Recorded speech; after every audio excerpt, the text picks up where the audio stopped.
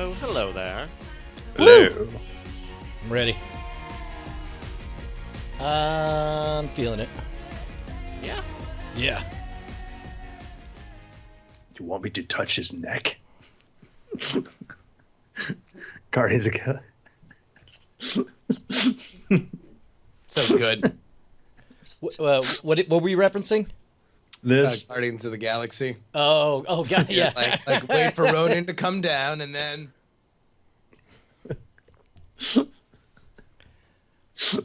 You want me to caress his neck? Shoot. Nothing goes over my head. My reflexes are too fast. All right, let me get a last-minute audio check. Andrew? I'm Andrew. Talking. Okay. Justin? Hi, I'm Justin. This is me talking. Hello. Cool. And Brian? Hello, beautiful people. This is me, and I talk like this. Okay. Very cool. Let me reset this. Choo, choo, choo. Okay. I'm ready to go if you gentlemen are.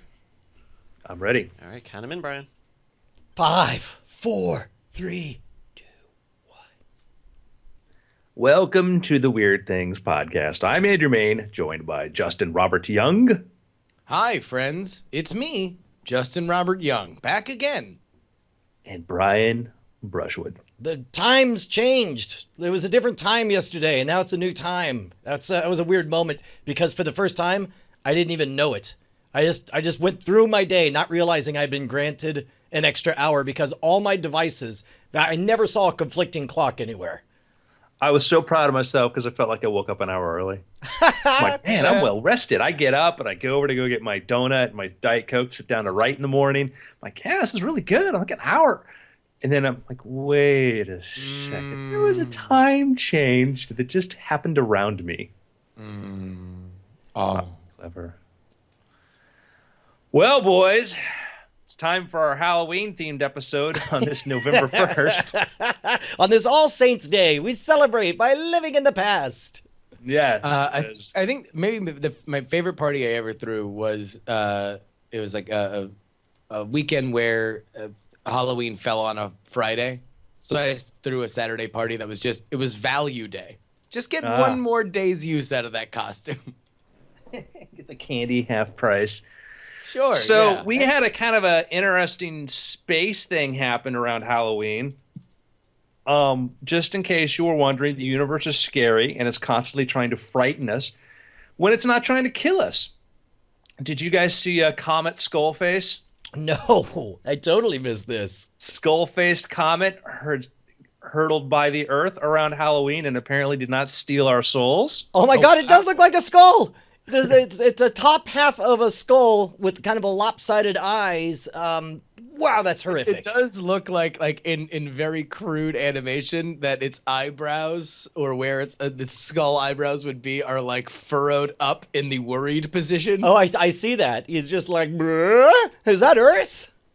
I'm getting awful close there, boss." It's 2,000 feet in diameter. What would that do if it had a direct impact? Would that be an extinction level event, you think? I think if you were underneath it. But I mean, that would we survive a 2,000-foot wide comet? Yeah, I think we'd survive. I mean, it depends philosophy, but that's survivable, I think. You know? It's Yeah, a what's big that mass going to hit boil us, down but- to after the atmosphere? What's that? What's that going to boil down to after coming through the atmosphere and everything? Oh, what's that going to boil down to the atmosphere? It's not going to boil down that much going through the atmosphere. Well, especially if it's on a direct course. Man, now I'm going to have to look up. Which are you more scared of? Being hit by a comet or asteroid, or a gamma burst in our local area? Because a gamma ray burst would fry half the planet and irradiate the other half, where they would die. Well, Or the give us more super- we look at different extinction level events and stuff, we find that these things are much more common. And the biggest thing, or biggest threats actually probably is for really impacting short term is volcanoes. Was it like Tabaro or whatever? Like 70,000 years ago, there was a volcano thing that pretty much did a pretty good job of shutting down life on our planet for a couple of years. I mean, things survived, but it was a major extinction level event within human lifetime that almost wiped us off the planet. And so if you start looking at some of these volcanic events, and we've seen that in recent times, mid-19th century volcano, when you've had Krakatoa, and you've had these other events that go off that just are way more devastating than anything. And these are very short term. You look in Pompeii on forward, there have been a lot of those events that and if they happen around the world in places like you don't know or aren't, it has happened, you don't know why all of a sudden everything got cold and why crops are shutting down. We've never lost life because things getting hotter. It's always because things get colder, and volcanoes are good at causing that. So let me ask you this: is part of what we would consider our modern civilization partly proofed for things like that because we have been around long enough to settle in areas where those issues would possibly not impact us as much? Or are we just constantly playing with a loaded gun if we are anywhere near a volcano? Well, the problem is that when we go back to the major extinction event 65 million years ago, and one of the things we think is possible that the asteroid impact, the meteorite, when it actually hit, may have triggered volcanic events. And that was a global event that then, it was at one, the impact was bad, and then all of a sudden you had all the seismic activity that got set off. So these things aren't, it's not just the people immediately around it. Is when these volcanoes go off, you're sending out plumes of ash that spread throughout the entire atmosphere and start to reduce the sunlight hitting the earth a few percent. And that's all that it takes to cause big problems. Remember when the Icelandic volcano, Chuete Islefor or whatever, he's a fantastic actor, by the way. I got it. It was, I can't even, can't even pronounce the last name. But anyhow, when that thing, it shut down air traffic in the North Atlantic for a while. It did, yeah. These things are, you had the volcanologists on television telling you about volcanoes. So do you think, let's say we knew we were going to get some kind of big impact or a volcano, let's say a volcano goes off, and we know we're looking at enough ash, however many people die or an island explodes or whatever, we know we're looking at 5 years, a decade of reduced sunlight.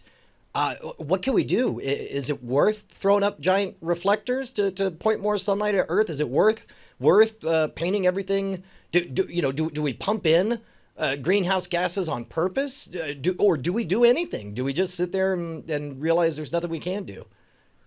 I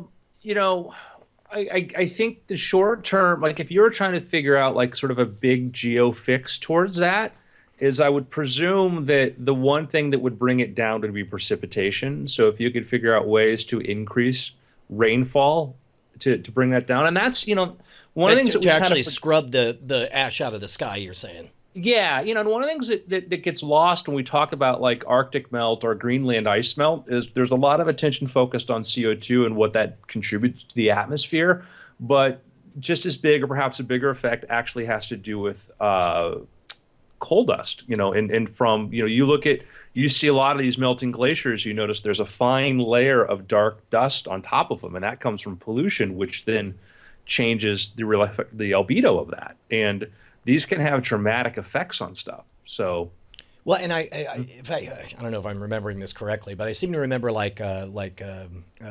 vapor was orders of magnitude more potent greenhouse. Oh yeah, that gas in every model where we try to predict, we try to calculate what a when they talk about runaway greenhouse effect, it basically involves some sort of premise where the moisture increases dramatically, which then affects the overall. That's what the actual amount of infrared energy that CO2 can absorb is with a very, very narrow sort of band. But the idea is that if it heats up to a certain amount, it then creates this effect, which is where you get all the variability and the debate over, which there's not supposed to be debate, but there isn't one over what CO2 does by itself, but Right. what that other effect is. That's why we have not been able to reliably predict what would happen. Everybody agrees. Let's not try to put up as much CO2 as we can. Yeah. Sure. Yeah. We're all on board. We're all on board. Me, Edgar CO2. Yes. But that's just gets into all the different effects that happen. So like when you start talking about the other end of it, where you have a volcano spewing out all this particulate matter in there that starts absorbing in that infrared energy, and shuts down photosynthesis. What can you do? Like you need light, and you could get a scenario like Interstellar where they're trying to build these big greenhouses or things like that to maintain it, and you're going to want to do rapid. Our best bet is rapid genetically modified engineering. Is trying to come up with really, really hardy stuff. But wow, so you don't even mean like I guess There's got to be a white paper on this somewhere. Well, right? if you want to see what this looks like, if you go look at when we talk about tundra and we talk about when you start going to the northern altitudes and you go look at the effects of the Gulf Stream and you see where you look along the coastline of Russia through Europe, it's verdant and green in places, and you can follow this Arctic line all the way around, and it's really green in some places. In some places it's not because it just doesn't get enough sunlight. It's too dry. It's too arid. And that was points that even maybe 15, 20,000 years ago, there actually was thick forests, and that's how rapidly that environment has changed. We look at, before 8,000 years ago, 9,000 years ago, when the ice caps began to really start melting, you had a very different climate up there, and you had places that were greener. You go back 100,000 years, the Eemian period, super green up there, super, super dense forest that's now nothing. Man, I just wonder, like right now, it seems, I don't know if you noticed, there's a bit of a discussion about how to treat the environment now that it's working pretty well. If we have an explosion and we're looking at a decade window, I can't imagine anything's going to get settled fast enough for any action to get taken. Like, it seems like they'll right around the time they stop arguing will be when the ash has cleared itself Oh, out. no. I mean, I think a extinction level event, something in which all of our butts are on the line, I feel like it would galvanize at least people doing what they believe is the right thing to do, like immediately. Like what you would see is a lot of for lack of a better term, grassroots movements for survivability. Yeah, and that's the issue right now with climate change is that there is you get one side, the extreme doomsayers that have made a lot of predictions out there that have just fallen totally flat and are not true, and we're pushing the limits of the science to one end, and then the other end, people who are like, it's always changed, it's nothing's going to happen or whatever, we can't do anything. And I think that 7 billion organisms on top of a planet can contribute and can affect things in the short term. Long term, Earth is going to be fine. And it's that tendency that we feel like we have one's right or the other's right. Well, and it's not necessarily it's automatically the middle. You have to handle these things case by case. But I think that we certainly have had a bit of a burnout. We were 10 years ago we were predicting many more hurricanes, which there's been intensity has increased in some areas, but along the eastern seaboard we've had this dramatic quiet period in that, and that does not invalidate the overall thing, but it does make you go, well, you tried to scare me with this thing, or you try to scare me with that, and that the danger of that is that then people tend to tune things out. Yeah, we become inured to it, even when like, we shouldn't be. Correct. In fact, World War II, there was this fantastic. I'm probably wrong, but I think it was a Freakonomics episode. But they were talking about the psychology of going through bombings and about how there were pretty much only two categories of people who survived bombings. Or there were people who got hit by bombings, in which case they didn't complain, they weren't there because they were dead. And then there were people who survived them, and those people tended to have this irrational rush, and they were totally inured to bomb warnings afterwards. Kids would hear the air raid sirens and just keep playing because, it's like, well, we've been through this 5 times, nothing ever hits us. And then it's like, I mean, plus also it's like, I mean, what does it help to go to crawl under and, I mean, be you scared? kind of see that even in like fire alarms and stuff, right? Like, isn't like human nature after you hear 90,000 fire alarms from being a kid through being an adult, that by the time that one goes off in your hotel room, you're just like, yeah, okay, well, if it's still going in 10 minutes, then maybe I'll think about something. Yeah, like when I start smelling smoke, maybe I'll consider it. Like, meanwhile, it's like the hotel wants to scream, "Hey, we don't do false alarms. These are real. Go." That's the danger, and that is the on one hand you have people who look at this data and are smarter than us, who see things that scare them very much because of the punctualities, and you have other people who look at the data and go, yeah, but the recommendations we're making are going to be more damaging, and us in the middle going, all right, I'll try to buy an electric car when I can. Speaking of that, a little not to do too much of a sideline, but a bit of a troublesome week for our favorite electric car company, Tesla. They had the Consumer Reports, which certainly is not the end all be all recommendation that it possibly once was or likes to consider themselves as. Took the Model S out of their recommended category, and you've got some people from experts saying that their earnings announcement next week will not meet expectations, and they might be looking at long-term problems. On the flip side, this week saw the beginning of a tidal wave. You saw the first of what will surely be many, many dramatic videos of cars on autopilot saving human lives. The video, if you haven't seen it, somebody cuts across traffic head on, and the car just slams on the brakes and save lives. If a distracted human may have missed, and this by itself is not the single most dramatic thing, but the stories are only going to get better, and the video is only more impressive. Yeah, we've also seen the opposite though with the Tesla autopilot. Like what? Like the Tesla autopilot, which is not, again, automated driving and should not be treated as automated driving. Where what was that headline we just saw? Oh, this is a Consumer Reports headline that says reality check. It wasn't Tesla's autopilot that prevented the crash. Why does it say that? I don't know. I didn't pull up the article. But, okay. Yeah. Oh, it's basically they're pulling this technology was already available in various other BMWs car drive. Yeah, I mean, okay. When we had 2 weeks ago, when they first put out the update, which had autopilot, we had some idiots that decided to try the limits of autopilot, including one guy that almost went into head-on traffic apparently because of it, because it may have been confused, and he was using it outside what Musk said to do it with. I don't know what the short-term prospects are. I know what the long-term prospects are. Is we're all going to be driving, almost all of us, electric cars at some point. And Consumer Reports, came out and said, hey, we've looked at, the reliability of some of these, and they had questions about it, and they pulled the rating. Musk responded by saying these were some of the first cars to come off of the production line. We've solved these problems. I know I still want one. I think that they still seem like pretty amazing cars, and the pundits have been constantly battering Tesla for missed deadlines or everything like that. And there's a reason we haven't seen a new American car company in I don't know, over half a century, because it's hard, and you can either step back and say, well, yeah, maybe short term things are going to be not steady and smooth as we'd like, but on the long term, nobody thought they would get this far.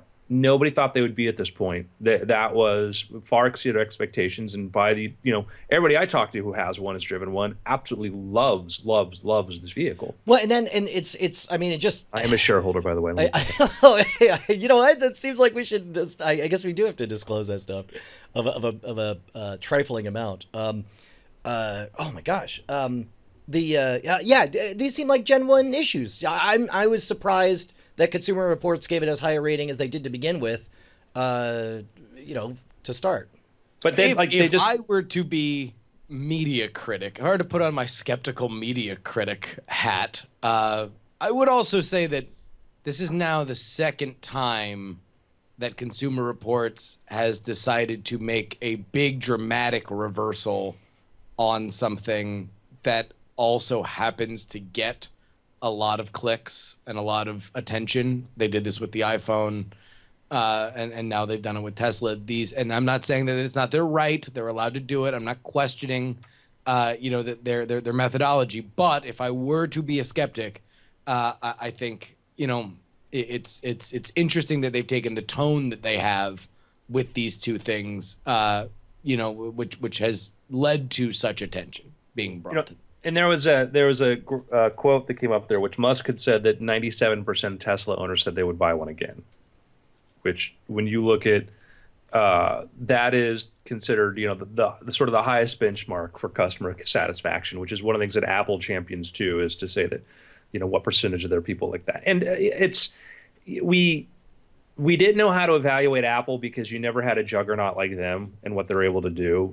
We have trouble evaluating Tesla. You certainly can be critical of the short-term sales expectations, things like that. All of that's absolutely valid. But when it comes to the point of looking at this as a company that's in the next few years going to build the largest battery factory in the world and is going to try to scale in some unimaginable way and transform themselves in ways that be hard to understand, open season to criticize, but man, we don't know the whole picture, And we talked about right before the show too how there was a space journalist who was shown something at SpaceX that said that just was exceeded anything he could have, hoped to see, and we don't know what that is. And this is the same brain, behind Tesla, is blowing the minds of space journalists with revelations that could range from the far hopeful, like, oh, maybe it's a new form of warp drive. No, it's not. Yeah.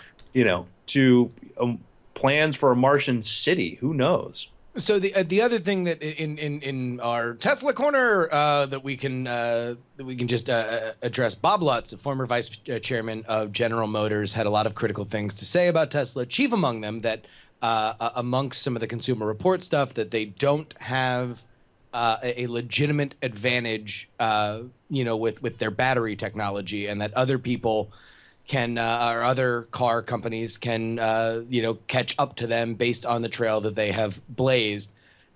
What is not mentioned is that it seems unquestionable that we are in a world where Tesla is doing as well as it has. On-demand ride sharing is completely transform what it's like to live in a city. And, you have companies like Google and Apple looking to possibly get in to, cars, be they autonomous or otherwise, but certainly electric, that we are at a tipping point for automobiles, that quite possibly the rules of the last 50 years will matter slightly less than they have going forward. And some of Lutz's criticism, including, the idea that company stores are a money pit, and that Tesla should be dealing with dealerships. I don't quite see where a lot of that plugs in now. Yeah, and this is a guy that was spearheading a company that had been trying to get into this space for years and years and years. And their first effort with the Volt was something I think David Letterman joked the thing couldn't even get to the end of the driveway without needing to recharge. And I'm sure now is probably a much more capable car. But I mean, it's a guy that if I was a guy that wanted to run a company like GM, which is 100-year institution, then that's probably the way I would be. But if I was trying to create an industry shift change, I would be thinking things differently. And, IBM and Microsoft kind of laughed at Google in a sense, and then Google came about and certainly changed things when Jeff Bezos launched Amazon. And was doing things and just totally the opposite the way you're supposed to do stuff. It kind of sort of worked. We've, Apple building a phone. The PC companies the phone company said, "Oh, what? A bunch of PC guys think they can walk in here and, take over the phone market." Whoopsie! Looks like that happened, and the Mavericks rarely win, but when they do, they change the world. I thought you meant the sports team, the Mavericks. Yeah, no, it's Mark Cuban. We're totally talking about. All right. Except for that one time they do rarely win, but when they do, it's the world championship. Yeah. Hey, look at him. Congratulations to you, Mark Cuban.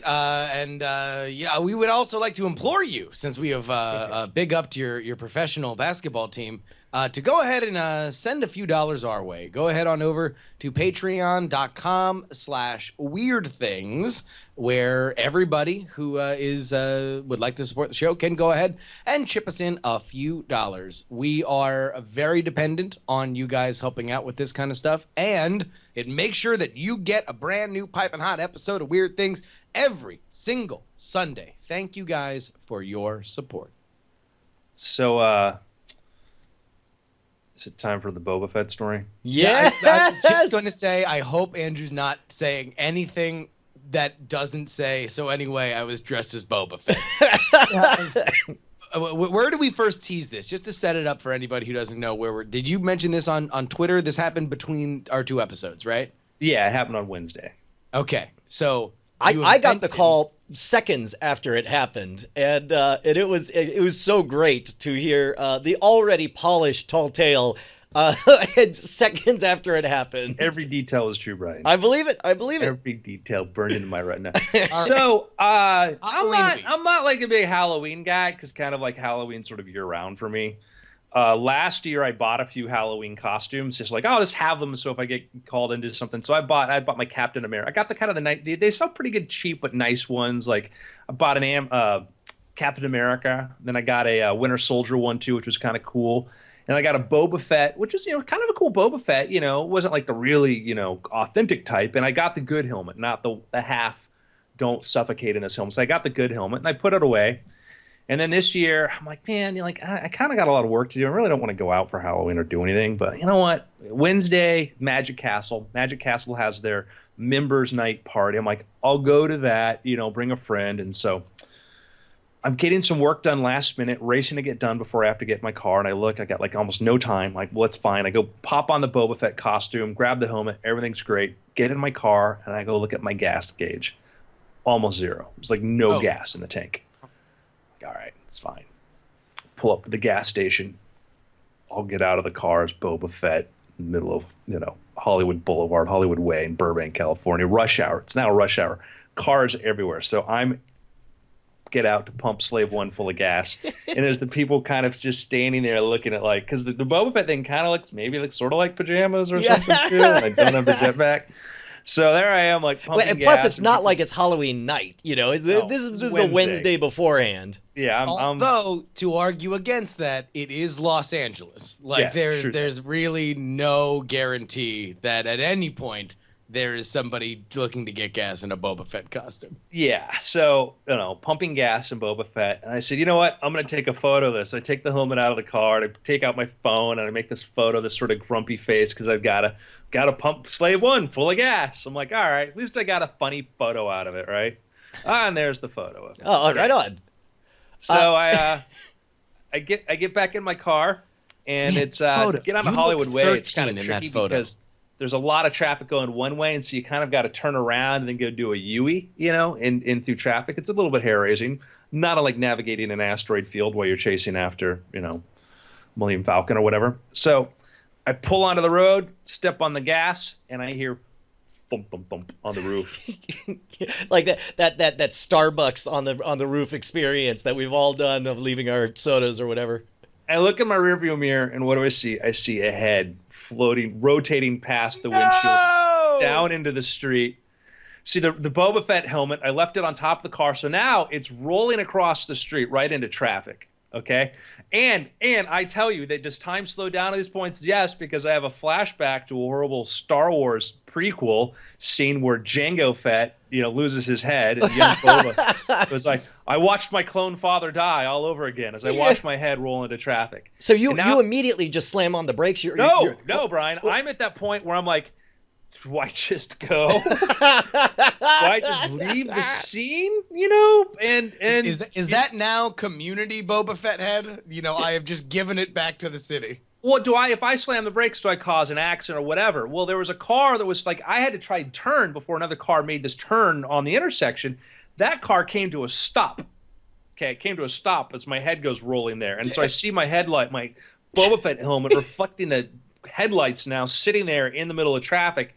Like, now or never, now or never, now or never, now or never. Pop the car into park. I pop out of the car and I start running. Now, dude, and by the way, thank goodness that you put it in park, because in those pattern interruption moments are when you stop and you get out and forget that it's still in drive. I've definitely done that. Yeah.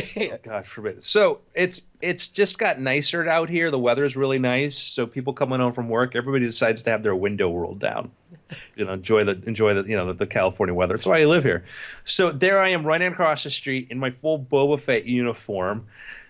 I hear cackles of laughter from everywhere as people see the idiot who just stopped his car in traffic and is now running back into the middle of the street to go grab his Boba Fett helmet. I go grab my Boba Fett helmet. I look up and I just see people staring at me, smiling, grinning because they got the story to tell about the idiot. Yeah. So I run back to my car and I just go, of course this would happen. Duh, have to happen to me, right? And I get in my car and I'm like, I'm that guy. That's awesome. I'm the guy.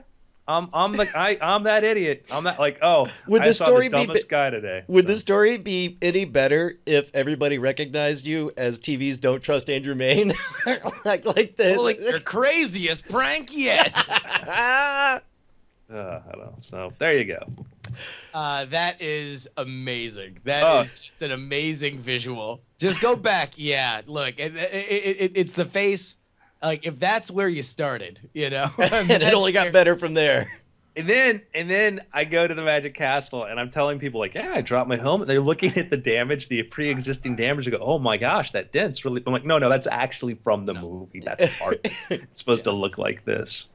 That's just the scars of being a Mandalorian. Well, as long as we're talking Halloween, that's why I didn't go out last night. Instead, I went and saw The Martian. As long as we're watching. Did you finally just see it for the first time? Do you want to chat about it now, or should we save that for the end? Yeah, let's save it for the end. Okay. Save it for the end. Did you guys see the interview? The wonderfully titled Star Wars. Harrison Ford answers questions about Star Wars while dressed like a hot dog on the Jimmy Kimmel Show. I saw the headline. I didn't actually watch it. It's pretty great. He looks jolly.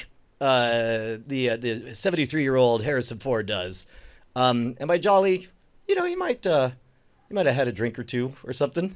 he might be a little relaxed. Which, by the way, Jimmy Kimmel, for whatever reason, has been able to get Harrison Ford to kind of do these sort of wacky things that he, has as being, a fairly, thought of to be a bit grumpy, especially about being defined by some of his previous roles. He seems to have been reticent to do before, but this was right around the time that they were initially this might have even been before the sale of the new, well, maybe it was after the sale of Star Wars or Lucasfilm to Disney, where Jimmy Kimmel got him to answer questions, but he was, but the bit was the existing precondition that he was putting on last minute was that none of it could be about Star Wars, which ended with a tremendous gag with Chewbacca. But Kimmel's had such great luck with him. Yeah. Well, he actually seems really positive. I mean, I'm sure, it's his freaking job, right, to go out and promote the movie. But he's also, he's got that reputation as being kind of a surly, a bit cynical when he thinks about Han Solo. But instead, I mean, he was just saying the nicest things about the movie, which if you can get Harrison Ford to actually go out and get excited enough to go out and plug it dressed as a hot dog. More accurately, he's dressed as a dog wearing a hot dog outfit. Yeah, he's got a dog snout on him in a hot dog costume, for which I am familiar with because it's the one we have at the Go Game. I immediately recognized it as well. That's amazing. But yeah, man. Again, cautiously optimistic, and it's so funny because after the prequels, man, the bar to beat is so low. Like, just be better than any of the prequels, and I'll be so happy. And I'm cautiously optimistic that it'll do much more. There was actually another great video that Andrew sent me where Vanity Fair got a bunch of people to ask J.J. Abrams questions. Oh, that's right. And he didn't know what they were beforehand. Didn't know what they were or who was asking them, which included a clip from George Lucas asking whatever happened to Darth Jar Jar Vader's Binks. grandchildren. Yeah, Darth Vader's grandchildren. Darth Vader's grandchildren, that's right. Wait, is that because is that a reference to the expanded universe being wiped away as part of the Disney acquisitions? I think it is all that. It is whatever, has been talked about Vader's grandchildren in the past, whatever will happen, if Vader has grandchildren in JJ's version of the universe, we will all find out. But I think it is George Lucas trying to ask the most needling, nerdsome question for which he has made a lifetime of getting asked, now being able to use that dagger to stab somebody now else. you get to be like, ask JJ. Hey, ask JJ. I have to do an about face, and I have to eat some crow. I was during the Disney acquisition when they officially announced, like, here are the rules. All the books are all apocryphal. None of them count. Blah, blah, blah. Expanded universe. I was one of the really butthurt crowd that was like, man, they worked so hard to be so consistent. They were so good. And yet I am now tasting the sweet fruits of that, which is, if they hadn't done that, if that Band-Aid got ripped off, and it was very painful for me at the time, but the gift I have now is genuinely not having any idea what's coming up. I have a genuine mystery and a blank canvas, which is an experience that I haven't had until before, the Phantom Menace, and this one is much more likely to pay off. Well, I look forward to Jara Maid and Admiral Prawn. Which, I mean, because that does work both ways. Because if let's say theoretically that they want to bring back one of those characters, or they do find that there is a place in the universe for those characters, it would be a tremendous moment, where you could and also you would not know exactly where they go or where they end. Admiral Thrawn, for as fantastic of a character as he is, kind of goes out like a real sucker. Like, it's but meanwhile, can you imagine? Can you imagine if out in the reaches of the new empire, or whatever they're calling it, I have no idea. But you just get one character, turn it around, and you see those glowing blue eyes. Like, I mean, I would go nuts because we were told not on the menu, and then all of a sudden they bring out a birthday cake and they're singing copyright-free happy birthday songs for you. Well, no, you can do that now. I know. Wasn't that the thing? Yeah. Yep. And instead of for he's a jolly good fellow. Yeah. Happy birthday. We made him to the song, and we all sing it, so you will sing along. So, do we want to jump right into a Martian discussion now? Yeah. I can't believe. All right, so here we go. Do we want to do picks before Martian, so people who want to remain pure, like we can just put the Martian at the end so they can just stop listening? All right. I got a very tepid, lukewarm pick for you guys, but I'm doing it, and so I'll encourage you guys to do it with me. On Netflix, the first season of The Flash is on, and so that's been while I'm playing Hearthstone, turn on some noise in the background. And it's such a fun show. It is. I mean, if you remember what it is and what network it's on, and and for some reason, I think. Just like some movies get an upgrade when you see them on the small screen for free on HBO compared to, buying a ticket and sitting there in a darkened theater with your full attention. When I saw back in the 90s, there's this movie Multiplicity with Michael Keaton that I hated at the movie theater, but I thought was cute when I saw it on HBO again later. I think that The Flash gets an upgrade. You got Keaton, bro. Out of Keaton. Yeah. +5 to any movie. He got... at any rate, I think this gets an upgrade for being on Netflix and being free and being bingeable, while you could just keep it in a window doing something else. I think it's the best broadcaster cable superhero show there's probably ever been.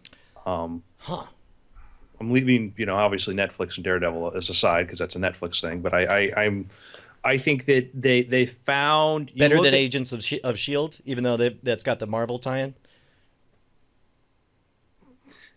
Okay, I'm going to take that as a Audio listeners, you understand that the creeping Cheshire cat grin of Andrew Main. that's the sound of his brain short-circuiting from too much frustration with Agents of S.H.I.E.L.D. Listen, the same people tell me it got better. The same people told me Heroes got better, and then and then Heroes came back. So I think it's a fun show. I think that I liked Arrow a bit, but Arrow got a little bit too soap opera for me. But this was I didn't finish the first season, still a few episodes behind. But I just said, oh, this is they're writing this kind of show. I think to the best that you could write this kind of show, and it was, there's certainly a lot of they're comic booky sort of logic things, but I like the casting was great. Thought that was really that's one of the and things it's that's so kind of fun that in television. Marvel and DC, or at least their properties, have kind of diverged in opposite patterns than the movies, where in the movies, DC has rightfully kind of gotten dinged for being so over serious and so dour, and Marvel has redefined what a franchise is by making these action, light, fun, comedy, infused films, and in television, DC, Supergirl, which is a lot of the same. Is it the same producers as did Flash and Arrow that they debuted to really big numbers on CBS? I think so. That they've made a franchise of being, hey, look, superhero shows should be fun, and we should have likable characters, and we should put them in fun situations, and it should resolve at the end. Whereas Daredevil, if you look, wait, back up. You just skipped over the bigger TV franchise Marvel has. Bigger than Agents of S.H.I.E.L.D. Yes. Well, all right. I love this version of things, and I was seeking this thing, but no, the Agents of S.H.I.E.L.D. is a totally different planet. Well, and real quick, weirdly, the cheapness of the effects, the mid-level television, CGI that you see, kind of gives a rubberized look to everything that just makes me forgive kind of the campy writing, the recaps coming back from commercial breaks, the re-explanations, like you would get in a procedural show of someone casually mentioning I know that you were blasted with a lightning bolt and now you have superpowers that make you go incredibly fast, but don't patronize me, so that I don't know, all of that writing somehow just it wears better on this show. Oh, sure. And you're right, because Peggy Carter and Agents of S.H.I.E.L.D. are both, for whatever their varying qualities, certainly a more lighthearted kind of fare. But for what their Netflix programming is, with Daredevil being very serious and amazing and awesome, but you see the trailer for Jessica Jones. It's like, oh my God, this is David Lynch level, bizarre. Or, Peggy Carter, which I liked, I enjoyed, where it's oh, will she get caught sneaking in late to the all-women's dorm? You're Jessica Jones, looks like she just woke up from a one-night stand, is drunk. Yeah, just a heavy, multiple swinging corpses, in your a minute and a half introduction to the character. Just, pretty heavy, Doc, but fun stuff all around. What about you guys? My pick is, in the spirit of space adventures and stuff, is Capricorn 1. If you ever see Capricorn 1? I don't think I have. I am familiar with it, but I've not seen it. The 1970s, very disillusioned after Watergate, and the realization that sometimes government has these conspiracies and does these things that are counter interest and disillusionment of the Vietnam War, comes a movie called Capricorn 1, directed by Peter Hyams, starring Elliot Gould, James Brolin, and even Orenthal J. Simpson. Wow. They are astronauts about to embark on a Mars mission, and right as they're being led, they get into the capsule. There's a knock on the door and it opens up, and the mission director says, "Hey guys, come with me. We got to talk." And it's basically a conspiracy that the government had to fake a Mars mission, and these guys are told they're supposed to keep their mouths shut, but they don't want to. Now, do you think that this is possibly like I wonder how whether were there moon hoaxers during the This moon probably landing? inspired a lot of the contemporary moon hoax. It probably inspired a lot of it because it was a this was made, and the thing to think about too is that like in the the last time we put a man on the moon was like 1973. So this movie came out 4 years later, 5 years later. At that time, nobody was really doubting it because it was It happened all the the moon time. hoaxers had to Yeah. regress to the first one was faked. Yeah. The other ones we went the other times because it was like, yeah, maybe, oh, did we go? Like we went a lot, guys. We didn't just go once. We had several missions to the moon. And that was like in the 70s, it was hard to think that it was faked because it was, Happening. to the point. Yeah, it happened. all And, the and they time. touch upon this here. They go like, oh, the last time we went to the moon, people complained that, this was on TV when they want to watch something else or whatever. And so this movie is credited with having actually influenced moon hoaxers and stuff because they have sound stages that look like Mars and everything else. So.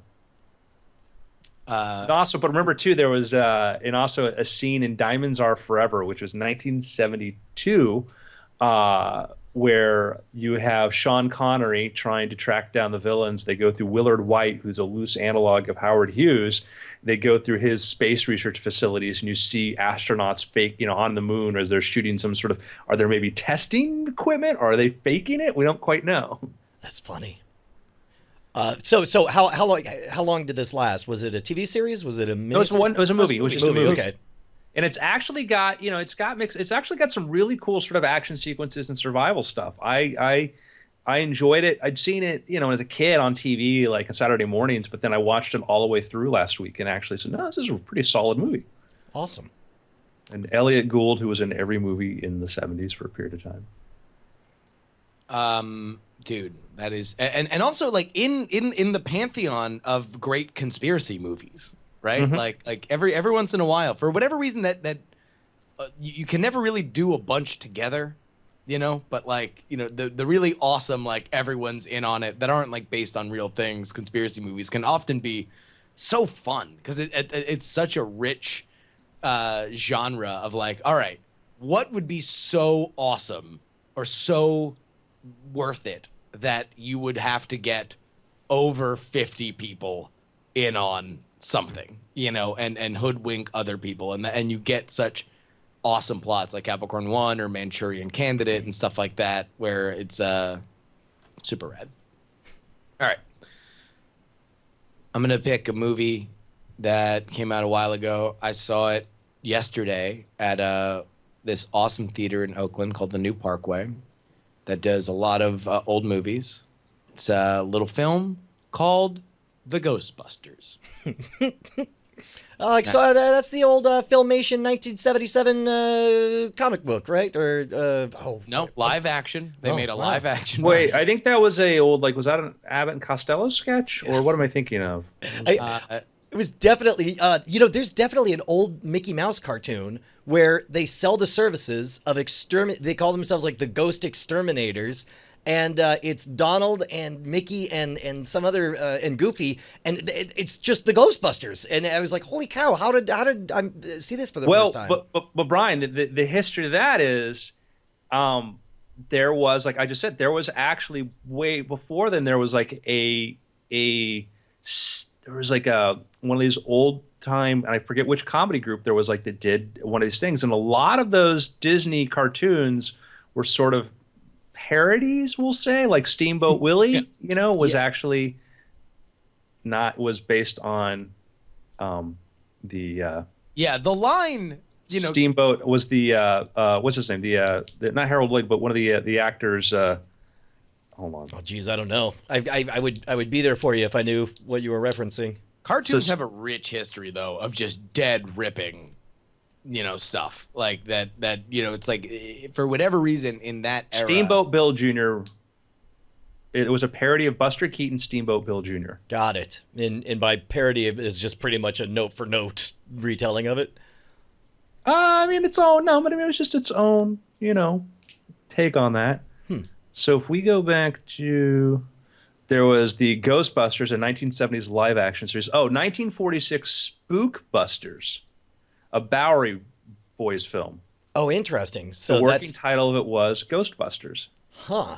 And remember when they had to call it the real Ghostbusters because there was another Ghostbusters cartoon? Well, and the reason they couldn't fight it was because the cartoon they licensed the name Ghostbusters for the live action movie from Filmation, because Filmation had it, and then once it became this giant phenomenon, they're all like, "Crank up the Ghostbusters franchise!" And then they came out with it, and they couldn't stop them because because there was the 1975 TV series which the cartoon was based on, where actually had the gorilla and all that. So if you look up, exactly.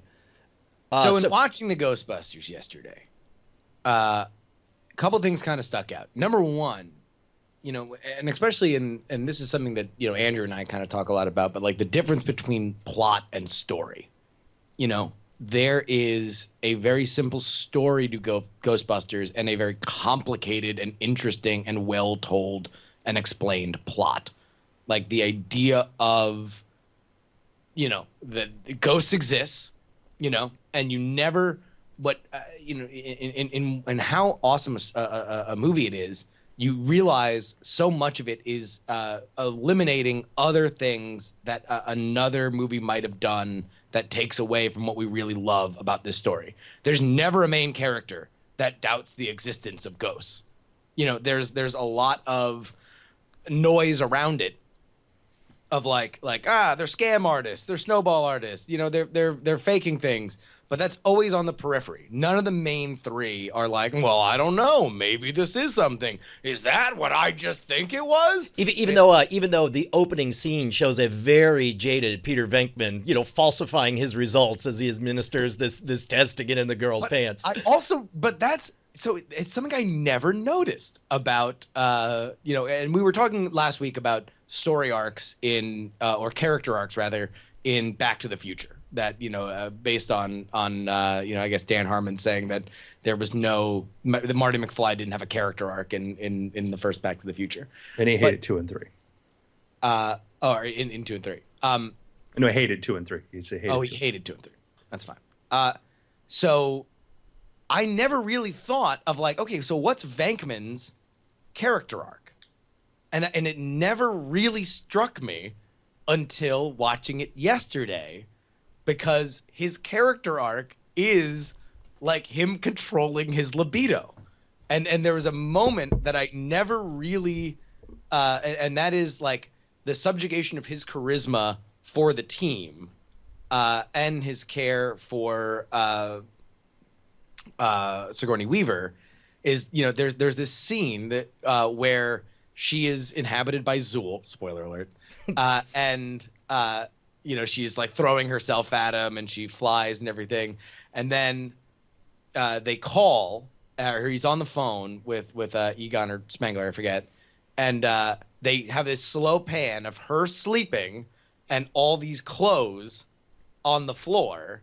And I never really put 2 and 2 together that is kind of there to almost make you think that this guy who was probably only a college professor to sleep with students and was letting his wiener lead him around, even in dealing with that maybe wasn't taking the fridge haunting as seriously in one of their first cases. Right.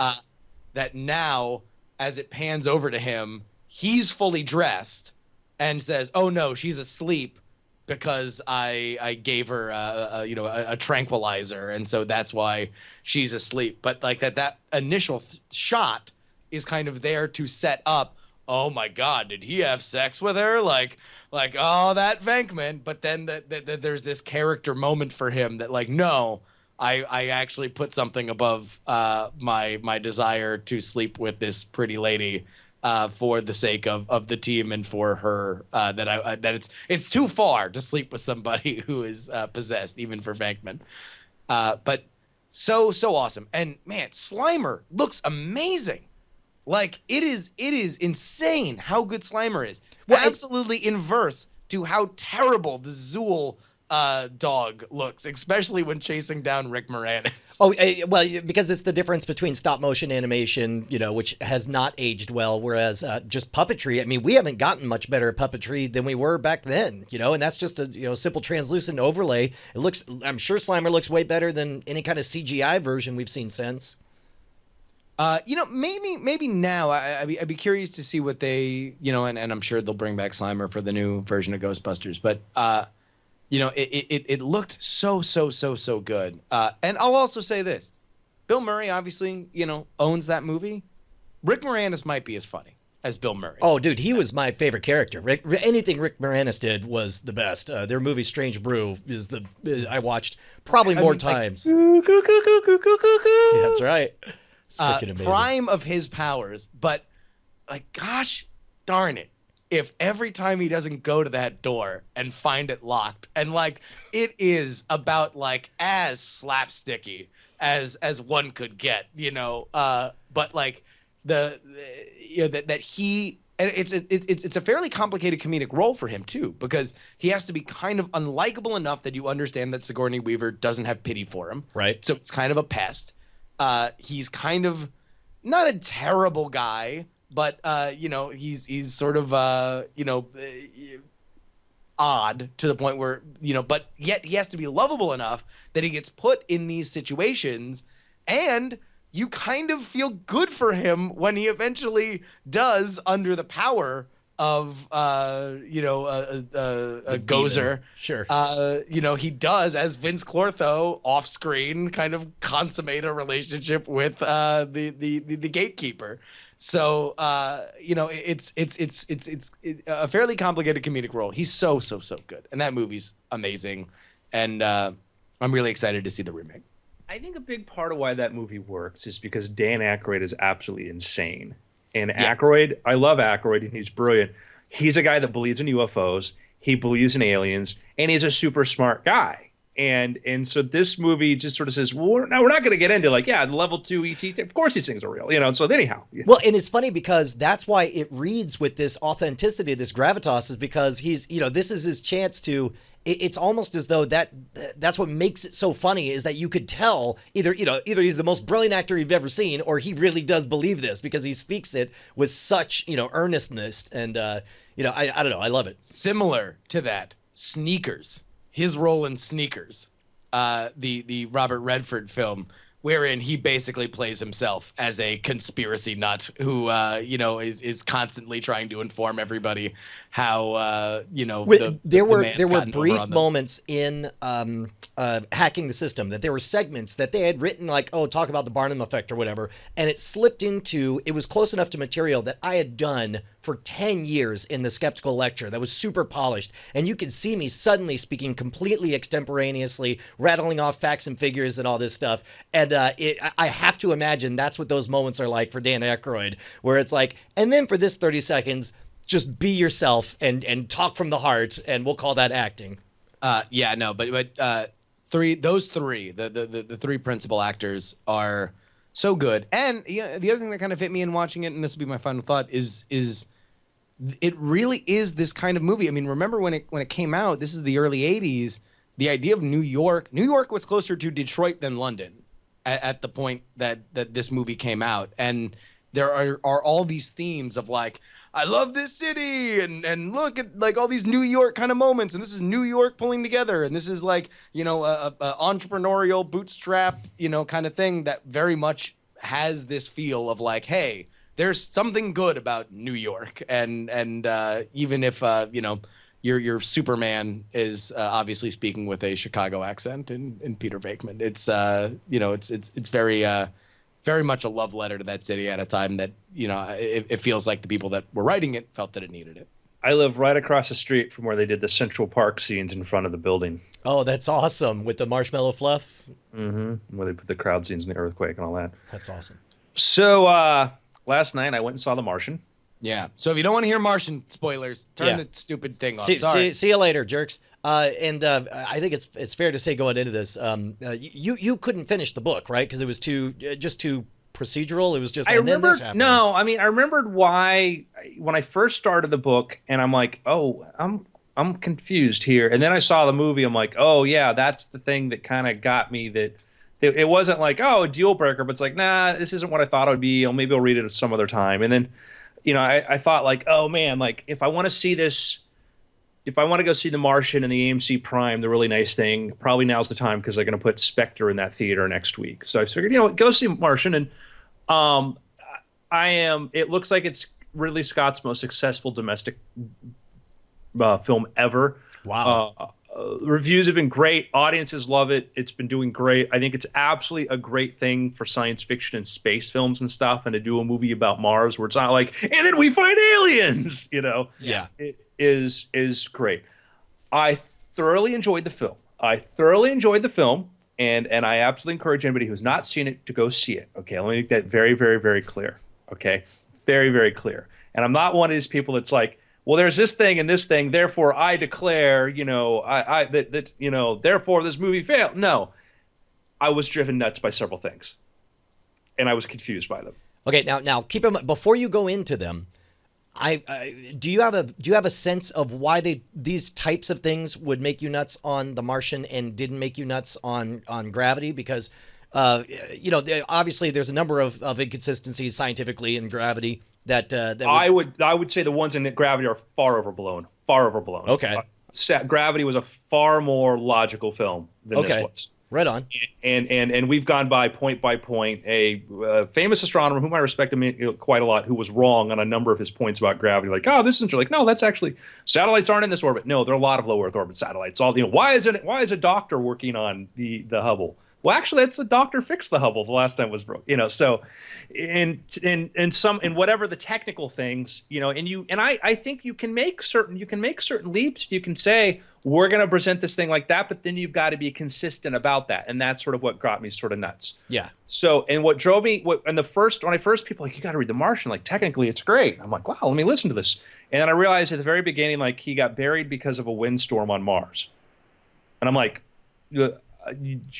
that does not compute. A windstorm on, 60-mile-an-hour winds on Mars, it has 1% the atmosphere of Earth. It barely feels like a gentle breeze. Okay. Yeah. Well, I thought in the book, I have to imagine Andy Weir got. There are on Mars winds of sufficient force to blow rocks around, right? No, well, they blow dust around. You're not going to get the toppling kind of things that they have in here, which you don't. It does. That's the Martian winds are, even at the highest speeds, it might feel like a 20-mile-an-hour wind on Earth. That's the highest you're going to feel because it's 1% atmosphere.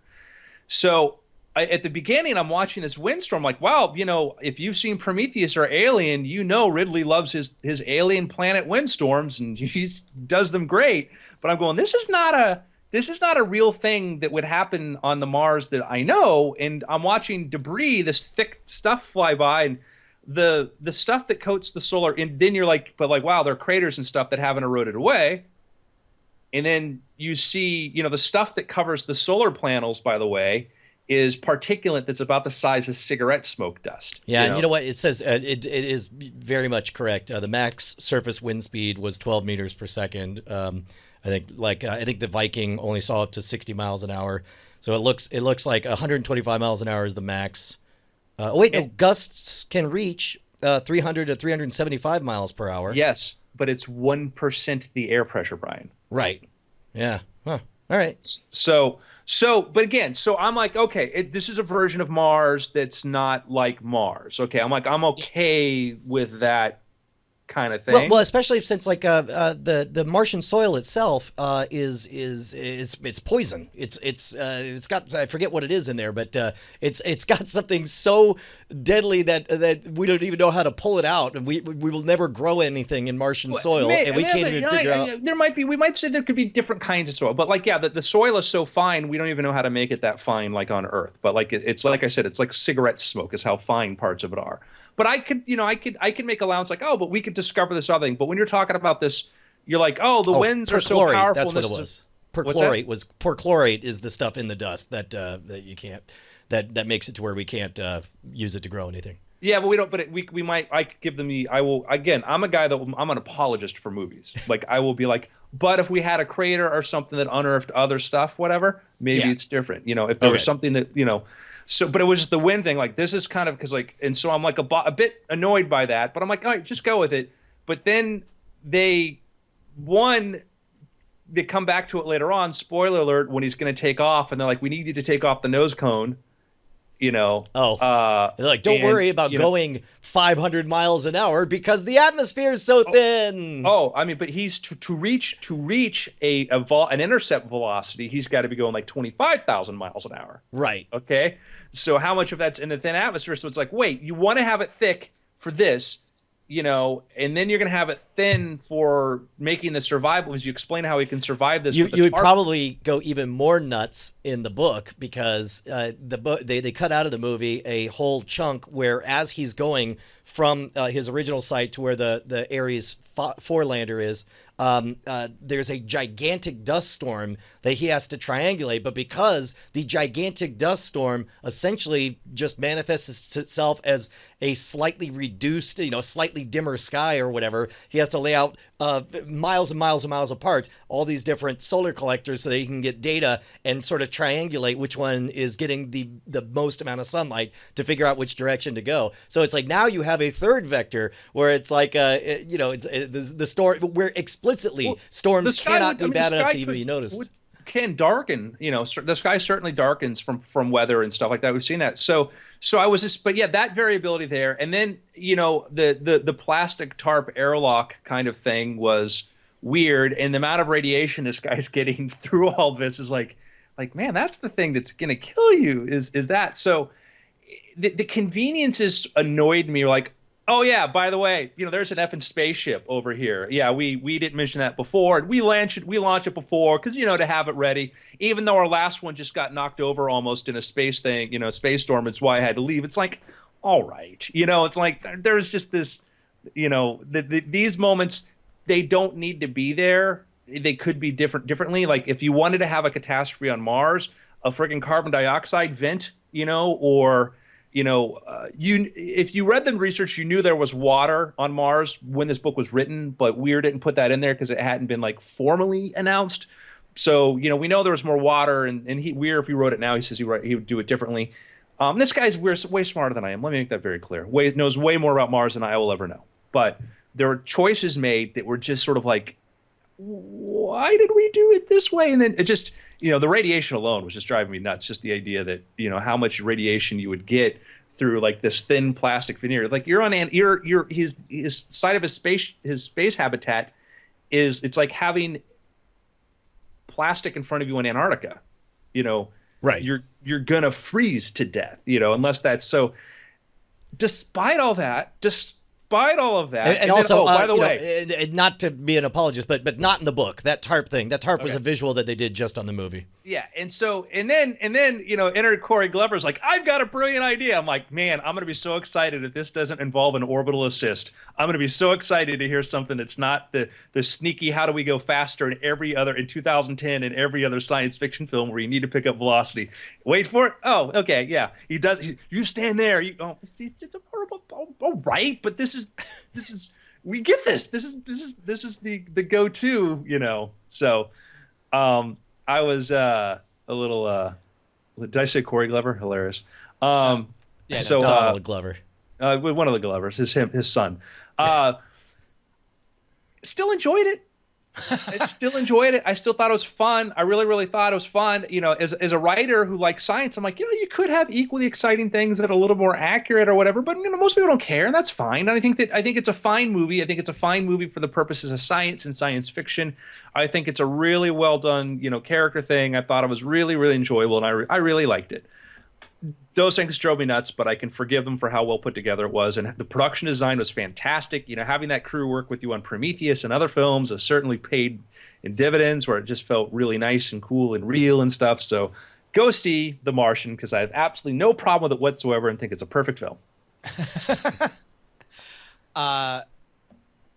It's definitely interesting to hear that that perspective, because it has definitely gotten the reputation as being like, well, especially, and I God knows why we feel the need to pit it against gravity, like that we can't just have.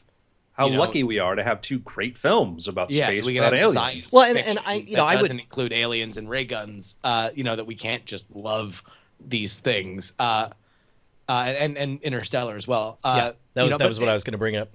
Well, but it's also But that one has for some. whatever reason, has been pitted against Gravity more because it has gotten the reputation as being, well, Gravity played fast and loose with the science, and The Martian, was a textbook, which is odd, but it is interesting to hear that perspective that Martian took liberties, because for me, I have no idea. I certainly am not the one watching that movie and saying, but the atmosphere, but it's interesting to hear, and I'm curious to see other Yeah, people's. and I'm my thing was like at the beginning, I'm like, all right, just accept that that's the way Mars is, but then later on in the movie, they decide to ignore that and go against that. That was my problem. Was like, there's an inconsistency. Mars is either this place with this really, really high speed winds that can knock you over, knock satellite dishes into you and impale you, or Mars is a place where you can launch a rocket off the surface with a tarp over the top, because you don't have to worry about going, reaching 25,000 miles an hour or whatever, your Martian velocity needs to be, and not being blown to smithereens and incinerated to death, which is what would happen if it was just that inconsistent. It's like, make up your mind and you can make it work. You can make it work without it getting boring. And there's so many cool hazards on Mars, carbon dioxide flumes and things like that. And you could have had an avalanche of like unstable surface and whatever and been buried under there, and you would have had the same effect and not had to get into the issue. And the winds made a dramatic thing. I get that, but it's kind of like if you had... and the winds are in the book, right? Unless I'm misremembering. Yeah, that's how it is a starts. windstorm That's what drove me nuts about the book. Was when I first read it, was I got buried underneath the Martian winds. I'm like, is this Edgar Rice Burroughs? Like, that's not going to happen. And and so I'm like, all right, go read it when you don't want to, because it was pitched to me as like this really cool hard science fiction thing. And it is, many points it is, but if I went into it with a different frame of mind, I had to get it. It took me 3 times to get into Harry Potter, and then I loved it. Yeah. Wow, that's is like this, alternate magic? That's alternate universe versions of Andrew Vane I'm hearing. That's amazing. I would have liked to have known you during that time. I didn't dislike it, but you read the first part of Harry Potter, it's like a Roald Dahl. It's all about Uncle Vernon and the weirdos in the streets and stuff. It's not like the cool parts, you know. That's amazing. So there you go. Again, I'm a guy that I can see these things and see these flaws and still love and enjoy something and go, oh, but still, it was a really fun, enjoyable movie. I liked it. I'll buy it when it comes out on iTunes. I'll have it. I'll watch it again, and I'll cringe less and just, Yeah. Well, cool, man. Awesome. All right. I guess that's it. Boys, it's been weird. Like, I so don't want to be the guy. Well, my problem is... Well, and what's funny, I mean, I think you made it very, very clear that you have a deep affection for the movie, and that these were just the things that stood out. And I get a reputation on Cord Killers for crapping all over everything, and it's like, no, because no one wants to hear the parts that I just talk about. Yeah, don't we agree on this? Don't we agree on that? It's like, you want to find the parts where I'm going to disagree with Tom. Yeah. And so, you hear a lot of that out of me. Oh, I did. I left out my biggest crit. Ugh. What? What's that? Ugh. God. I almost want us to keep rolling for that. What is it? Can you share it? All right, my biggest crit is this.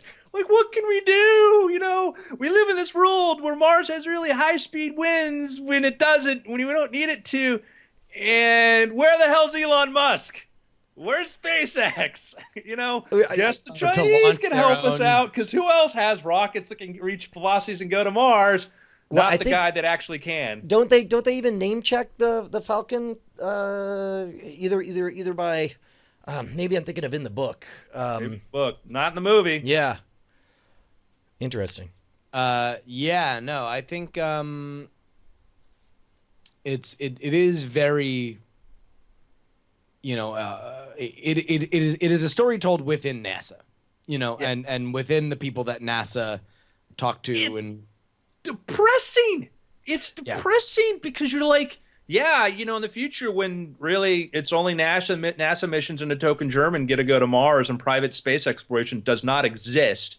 Because really, guys, really, we're ready to give up the dream to a bunch of private capitalist kind of thing. It's like, well, yeah, you would have to watch your astronaut die because you didn't have any other options. That was just like, obviously it's not germane to the movie or this discussion there, but I was like, man, this is people are like, oh, this is the future we could have had. I don't want that future. Where NASA is sending people. Where it's only, we're like, it's like, where Bezos and Musk and everybody else doesn't exist. Where it's like the only options, it's NASA or the Chinese. Yeah, we got to go to the communists and let them do this. Because that's great, sharing our secret military and space technology with them. What bad could happen from that? No, but they're the good ones. They're there right. for the science. They keep it secret from the government until the last minute. So Still at Work says in the promotional movie, they say that SpaceX helped construct the Hermes in orbit. Well, that's nice.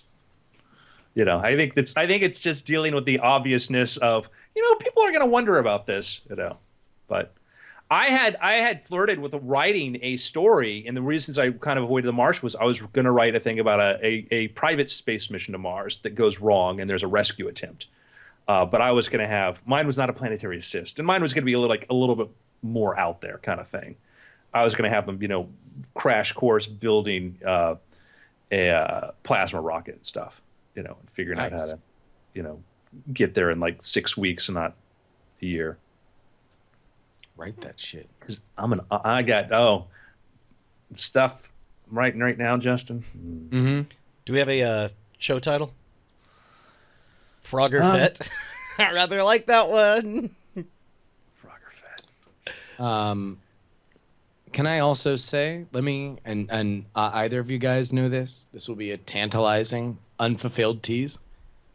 That someone that all three of us have met, that is in my close circle of family and friends, has submitted a resume to Magic Leap, who is hiring rapidly for their new campus in Plantation, Florida. Wow. Oh, sweet. I'll text you guys. Okay.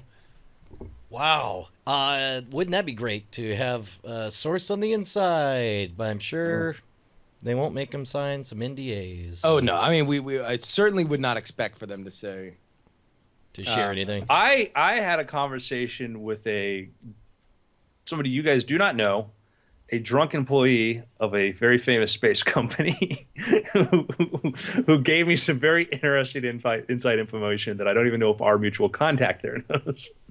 Oh, yeah. I can splice in that last. I'm gonna slice in that last bit of the SpaceX stuff for the. Not gonna say a thing at this point. I think this guy'd be great for them. How funny is that? That's amazing. That Awesome. is amazing. I'm sorry. We were all checking our secret handwriting notes. What did you say, Bryce? I can splice in that last little bit you added, Andrew, about. No, leave it out. You sure? Better And if I another mostly- thing. Okay. I don't want to be. Again, I liked the movie. I really liked the movie. It's just that, like, why did you have to do this?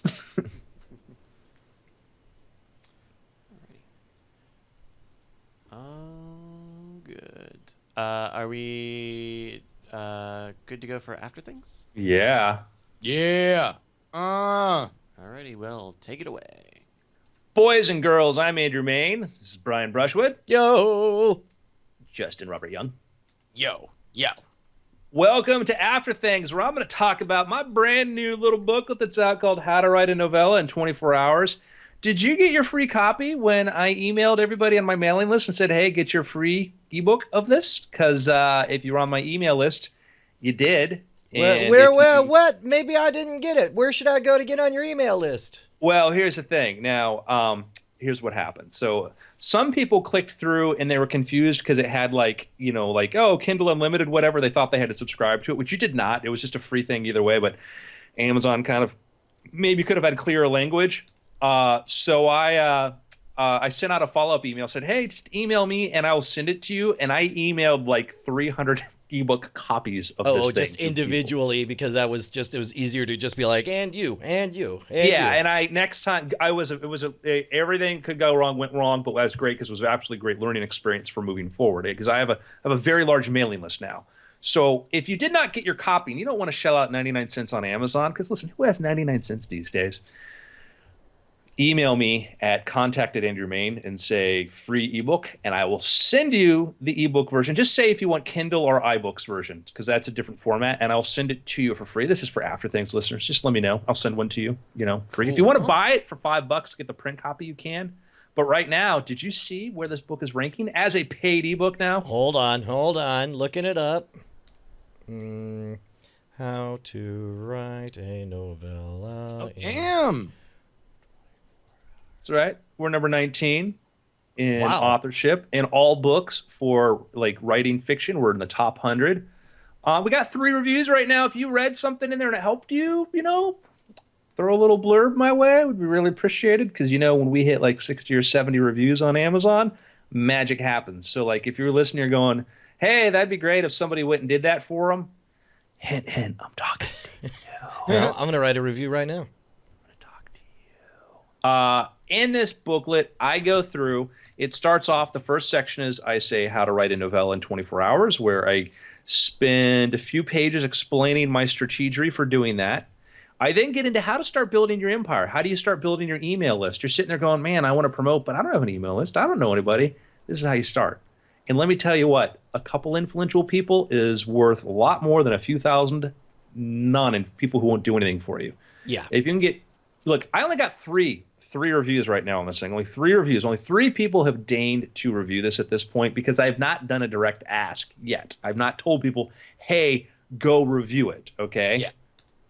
If I wanted to pull that trigger, there's a trigger I can pull, which is call up my friends and stuff, do like that. But I'm, kind of letting it go organically and maybe asking you directly. But anyhow, my point is, you have to start somewhere, and if you can get a few people to help start the momentum who like your stuff, that's the key. Don't ask somebody to do something if they don't like it.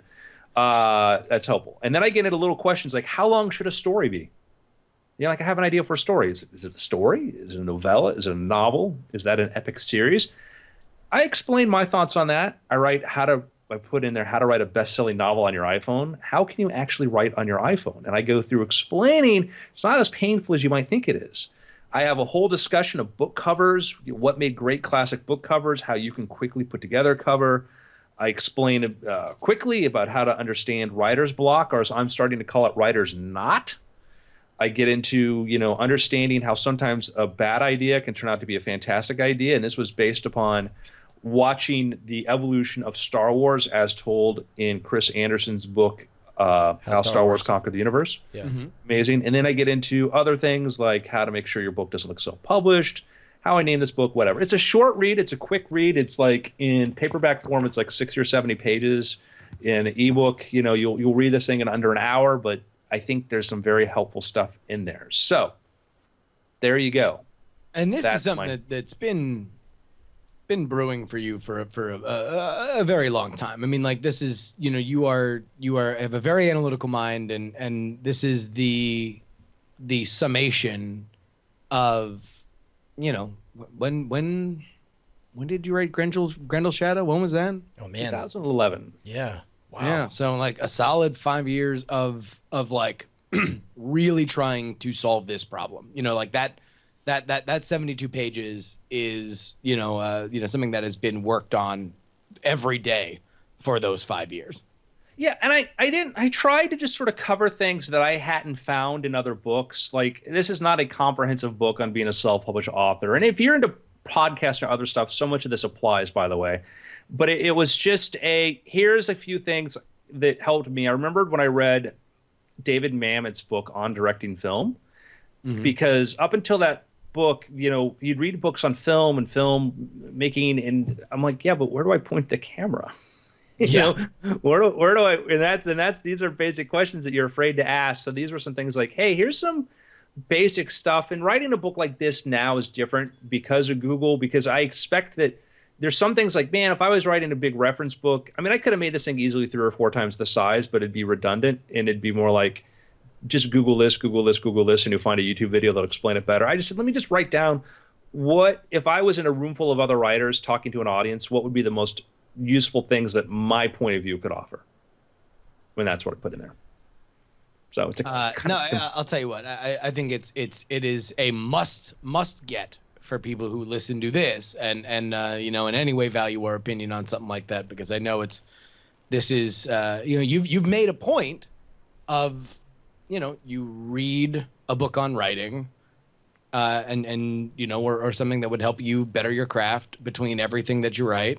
That's something that you've done for the 5 years that you've been really putting a different level of effort toward publishing writing. I mean, you've been writing for far longer, but it's this being the fruits of that, and understanding, as a fan of this genre, like what you wanted to, give to people, I think is exceptional, and everybody should go pick it up.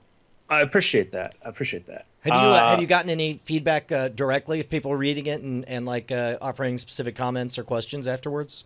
I've had several people tell me that the first part just inspired them. That hearing me explain, how to sit down and do a marathon writing session just put the fire in them, which is great. That's what I wanted to hear. That was the best thing you can hope for, is to have people tell you like, oh man, this got me off my butt. I decided to move. And so that's been cool. I've had on Twitter some really great direct commentary on people from it who it was just exactly what they were looking for. A lot of times, like I when it comes to like things about how to do certain things, I tend to look for books that are shorter, not longer, because I want to sit down and I want to learn it. I don't want to spend 4 days, in a master course on something. I just want tell me what I need to know, explain to me why it's important, and let me get going. Rather than I'd rather put the book out at 99 cents than try to write something that's a $4.89 ebook and justify it by making it bigger than it needed to be. Right. So.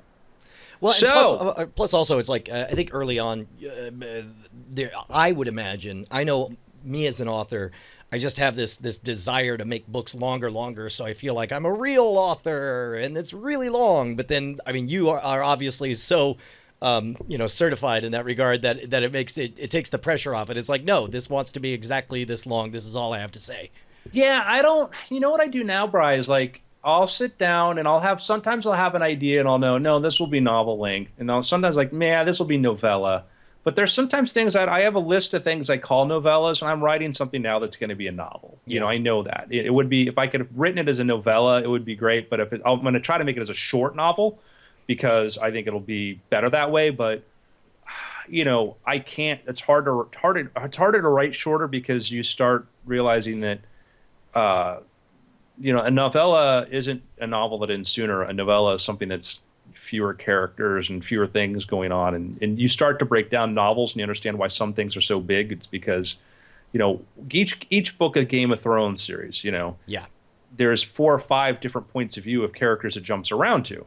If it was just about one of those characters, you would have it would be, a novella.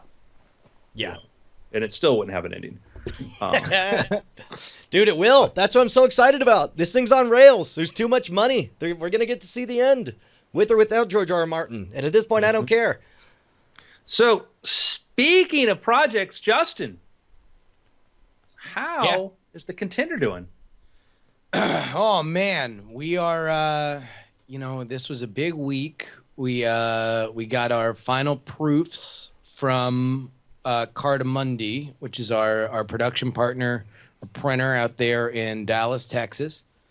We found the few last little things that I'm sure are not the last few things, that there were going to be things that are going to go to print and will drive us all up a wall. But hopefully we found as many as we possibly could.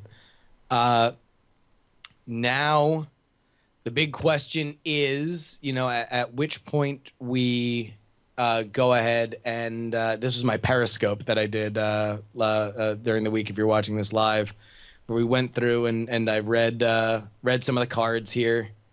That the blue sheet that you're seeing is the curse deck, the politically incorrect deck. Oh.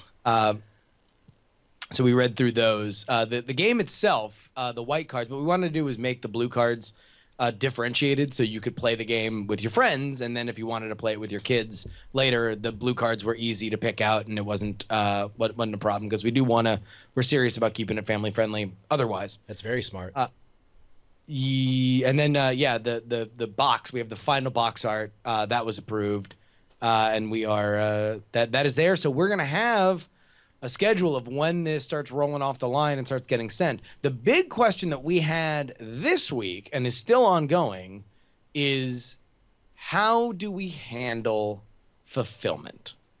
and what is the line on which it makes sense to ship yourself, to ship through somebody else.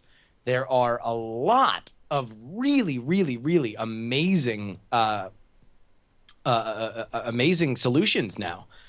Amazon has something called multi-channel fulfillment, which basically means you ship all of your stuff to the Amazon warehouses, but you don't necessarily list it. I mean, it's on Amazon's store, and you can list it there, and there they take X amount of cut that includes a little bit extra, basically because you are on Amazon's very valuable storefront.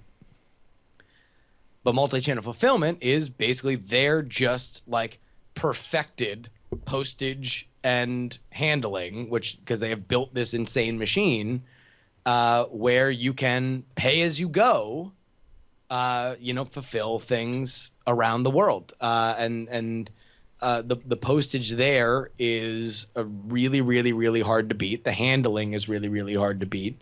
And now we're looking at, okay, do we go with that, or do we fulfill everything by ourselves, which is a big fat pain in the butt, but we save the way by our back of the envelope, or by the math that we have now, we would save $1 per package on the vast majority of the shipments, which are just going to be the base deck itself. So for what is now up to over 4,000 pre-orders, including what our Kickstarter fulfillments, that could be $4,000 in our pocket, which in the first run is a very thin, margin situation. So, yeah, that comes down to how you price your own labor.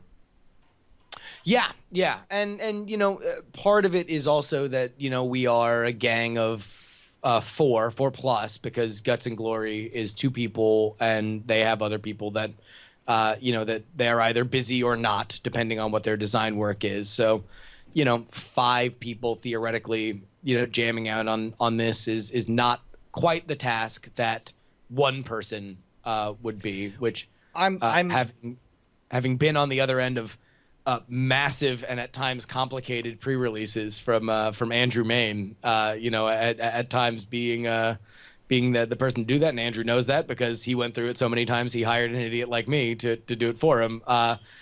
It is daunting and at times psychologically affecting to just be looking at thousands and thousands of pre-orders and trying to get through them. But the question then is how do we go from there? Do we look to fulfill ourselves? Do we go to the multi-channel fulfillment? Is that dollar worth it? And so it's $1 per pick, and then and that's even after the savings that you get on shipping charges.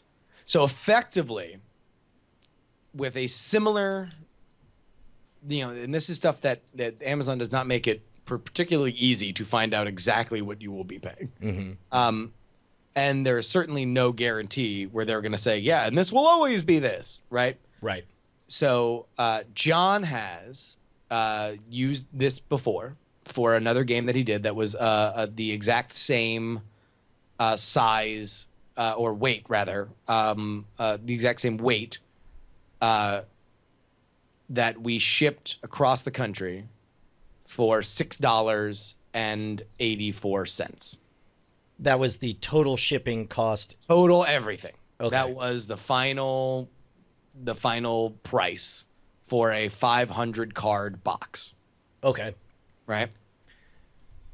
Where doing it yourself, I guess here's what I'm asking is and first of all, I understand, $1 per unit and 4,000 units. It's like that's an easy way to make $4,000 for the team, is to just say let's do it, and it's actually not that bad. It's kind of fun to get together with the party and do a whole packaging thing, and you guys do this giant flurry of activity, and it's also really nice when you're down to the wire and you've got so many people eagerly anticipating it and you want to get it in their hands so they'll start blogging and tweeting about it, that will save you 3 or 4 days, because using any fulfillment company takes like, we're going through it right now with the Arcana boxes.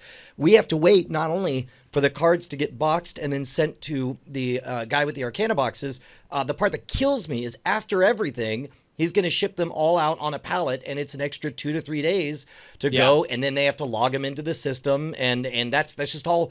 It adds another layer of complexity.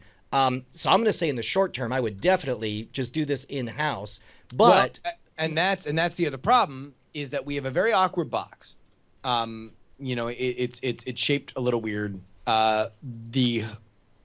It does, however, fit into a USPS flat rate envelope, a padded envelope.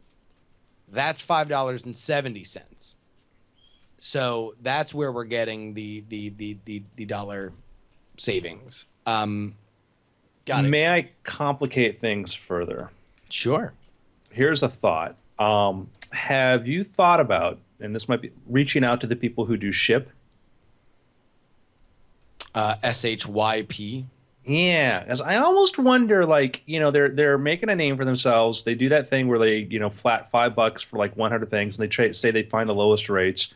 It might be interesting if this was a thing that if you directly said, "Hey, I've got a card game," do you guys think, because if they got into the space of being the ones fulfilling Kickstarter fulfillment, it might be an interesting thing to them.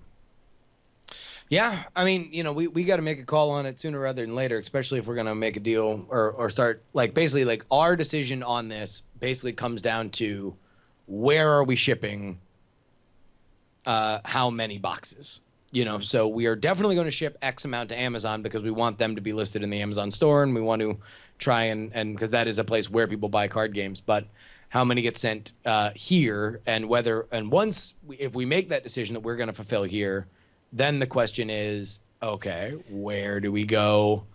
Where do we go to do that? Because even the other thought is, hey, let's, especially in the Bay Area, you have a lot of what we like to call technically, our economists like to refer to as unemployed people, for whom will work for minimum wage on Craigslist, or TaskRabbit or something like that, and you can have part-time workers come in and help with that, Here's and you can handle surges like that, but that becomes an ongoing job. I'm gonna say it was a lot of fun in the early days of Scam Stuff, touching everything and working out of the garage, but nothing compared to how great it was last year to have our first holiday season with the fulfillment center set up, when all of a sudden your phone, you could announce a sale, hey, it's Black Friday, your phone could buzz off the hook, and you would feel nothing but joy about the more sales that you got. You would feel none of the dread of trying to figure out how many people you can get to come in there. And this is doubly important for you because, I mean, you will have a good holiday season, but over the next year, the interest in this is only going to ramp up. You're going to have spikes when CNN randomly covers it for something, and you're going to have lightning strikes. Believe you me, there is no romance to self-fulfillment for me. Sure. That is something that has been long gone. Nothing like walking into a sweaty Margate, Florida office at 9 p.m. on a Friday night and seeing Justin over a table of silly putty and plastic packaging packages, and the just the sunshine in his face, the excitement like he was part of some Willy Wonka factory type warehouse filled with delights and wonder. Yeah, no, that that was probably the most brutal, that particular product. It was very awkward. It was awkward to carry. It was a big, weird envelope. It was just, there was no part of that wasn't just a total pain in the ass, including the fact that it sold gangbusters. And, we had a huge initial order from a wholesaler that needed to get filled. So yeah, no, I mean, listen, this is as easy as putting a box. You're welcome, Justin. You're welcome for that experience. This is as easy as putting a box in an envelope. there's not a lot that has to go into pre-production for it. Padded envelope, because you said it's padded, right? So the box won't get dented. Yeah. Okay. So there is that, but again, man, this is what you got to think of, and this is the I forget where we were talking, but like, whenever I was talking to your daughter Penny when I was in Austin, because as I make my weekly trip to Austin to hang out with the Brushwoods, your daughter Penny, said like, well, why do I need to know math? Like, and number one, what I held my tongue is like, hey, listen, I faced the same decision you did, and my decision was to get into writing. So like, there ain't no shame in quitting, lady. Like, I definitely did it. But to set a good example, you talk about like, well, listen, if you want, when people like your dad want to say, I want to live my dream, I want to make, money for myself, I want to do what I love for a living, congratulations, that gets to happen. Guess what also happens? You now need to know every other element about it. And if you want to be a touring magician, now you got to think about fuel rates. You got to think about, how expensive it is to rent a rental car. I mean, I remember that was a crash course when I was doing the lecture tours for Andrew. It was like, okay, what are we booking these lectures for? What can we reasonably expect in sales? If we're reasonably expecting that in sales, then we got to bring the appropriate amount of inventory so we can sell what we need to sell. We need to be able to come up with packages so people are more likely to buy. And then it's like, well, let's figure out where we're sleeping. Let's figure out how we're driving. Let's figure out where we're going to eat. What's our daily per diem in terms of what we can spend? We're out in DC. Let's have a day where we go see DC things. Like, oh, okay. Well, does that make sense? Does it, can we afford to do a day where we're not out there making money? Or does it make sense to book a lecture for far cheaper because we want to make sure that we fill out the dates on the road? These are all the not ugly, but like this is all the necessary elements of making your dream come true. And when we talked to our friend Chris Kinner, who is the producer of David Copperfield's show, you hear at the other end of the spectrum, what's it like when you have to manage this for a guy who's worth $700 million, owns a private island, and how they have to manage all these other sort of things. And these things are real at all levels, our bargain basement level to that level. And I will tell you this, everybody here at the sound of my voice, if you don't know how to work a spreadsheet, learn how to do a spreadsheet. It's a lot easier than it sounds, and it's not just a table for putting numbers into. And spreadsheets are magic. I've been able to, partially with Justin's help, and for years, I ran a self-published, magic book company for years and supported myself. And I had other people like, well, how do you do it? I'm like, well, because I know the cost of things. I know when to buy 1,200 copies and not 3,000 copies. I know when to ship it over to on-demand printing instead of reordering and all that stuff. And not that it was a business that was a huge business that made us rich, but we stayed around long enough to pursue our other things because spreadsheets. And that is exactly why the Contender is going to be so much more a success. I mean, Justin, this very easily could have been, you guys are just the artsy types who write this amazing card game, and then you do the thing that other people do, like, have someone else fulfill it. Have someone else print them. Print on demand. And then your margins are zero, and the whole world enjoys your stuff, and they're like, I wonder why we didn't make any money on any of that. Yeah, well, listen, man, we're not out of the woods yet. There's still, a high likelihood that we're just the artsy-fartsy types making all the wrong decisions. But, you certainly hope that the more you think about it and the more you can figure it out, that the better the fruits of your labor are. But in talking about things that we know we're good at, we knew we were good at raising money on Kickstarter. This is the time. Monday, tomorrow, if you are on our mailing list, if you go to thecontender.us, click the volunteer button. We need to change that to it just saying mailing list. We're getting a new website. Stop hassling me, inner monologue. You will get on our mailing list. We are going to send you tomorrow how we made $142,000 on Kickstarter, and how you can as well. This is step by step, literally everything we did, the reasoning behind every decision that we made, from pricing tiers to when we launched, to why we launched, to how we shaped our narrative, to how we interacted with people.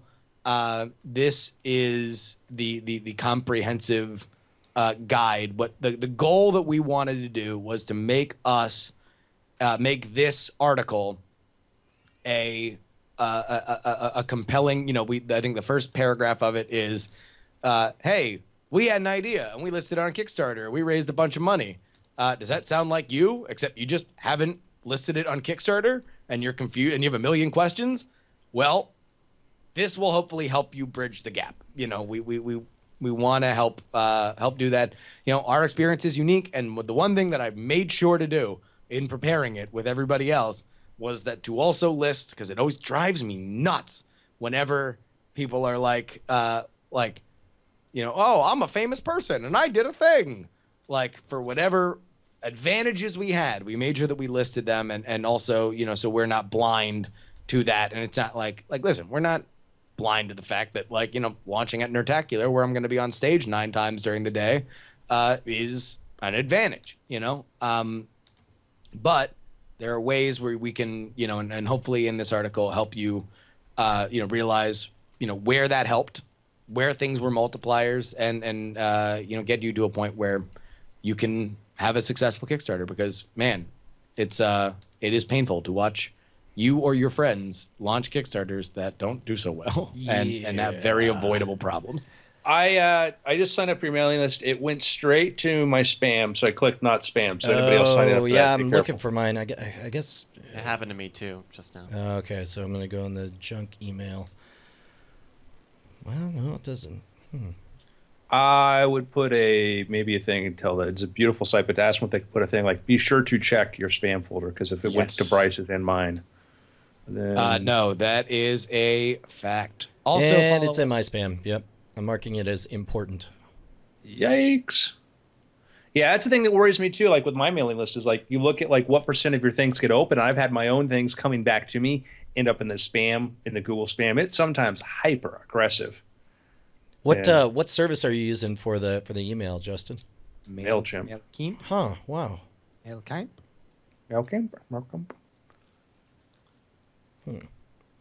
Speaking of that, there was an article about how everybody else is trying to reproduce the success of cereal. Really? Yeah. So anyway, check that out. That's going to go out this week, and then next week we will tell you it is part 2 of how we raised $142,000, and the sequel, how we immediately spent $160,000. So go ahead and brace yourself, because we have how and why we burned through all that money and more immediately. How to be a millionaire and never pay taxes. Spend it. So, yeah. First, get $1 million. Second, don't pay taxes. Hey, did you guys see this the podcast universe map of the universe? That Justin Robin Young is a real mover and shaker. Yeah, that's unfortunate. I thought it was interesting that there's a significant amount of territory that our combined podcasting power seems to cover. We're dwarfed by Tom and Scott, though, and Dan Benjamin. I mean, yeah, but still, like, I think I consider Tom and Scott part of our band of brothers. Yeah, no, it's great. That's a big territory there in the middle. Anyway, where would I find this link? I posted it in the chat. Yeah. Okay. And I can't. It's unfortunately unreadable. If you just go to never mind. You'd have to just search for the podcast universe. Tom Merritt, Brian Rushwood, Justin Robin. What a bummer. Oh, here we go. You do an image search for it. That's cool. It's fairly complete. I would love to Is this If you're looking for it, the producthunt.com has a link to it. Yeah, I just did an podcasts. image search for it and it came up. So Yeah. And hey, real quick, I like how we go. It's pretty complete because it's like we're in this thing. You know? I mean, that's how you know. It's like this is most of the podcast universe. That, as far as I kept trying to think of podcasts that I was looking up to. I mean, bust it's it. no matter what, you're going to be leaving out massive, gigantic successes. And part of it is the map does reward the amount of podcasts, regardless of their listenership. Yeah, like for or example, success. Dan Carlin is just a tiny name with 2 podcasts attached to it. Yeah. But I'm not seeing Feral Audio or Listen, I'm in it. I'm Earwolf? happy with it. I think it's perfect. But Yeah. Yeah. No, I mean, it was. I'm very, very, very flattered, and so is Justin Robin. It's good. Tell him I say hello. I miss him. Hey, for pick stuff, real quick, I just want to give a quick plug. I'm almost done with one of the great courses. And if you're not familiar with their work, they used to be called the Teaching Company. And now they're the Great Courses. These are lectures from various professors. And I'm reading Understanding the Mysteries of Human Behavior by Professor Mark Leary.